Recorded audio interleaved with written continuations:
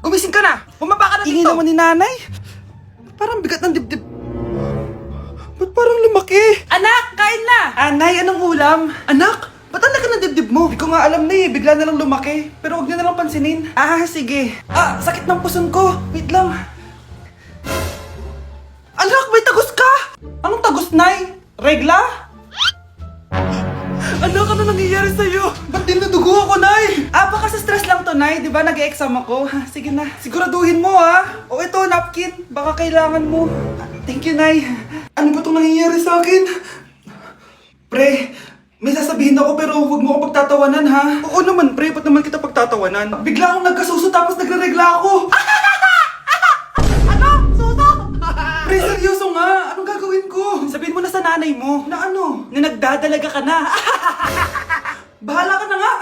Nay, aamin na ako. Hindi ko talaga alam kung ano nangyayari sa akin. Parang nagiging babae ako. Nagkakasuso ako tapos nagre-regla ako.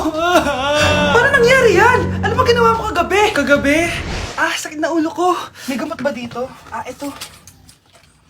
Uminom lang ako ng gamot dun sa drawer mo kasi ang sakit ng ulo ko. Uminom ka ng gamot dun sa drawer ko?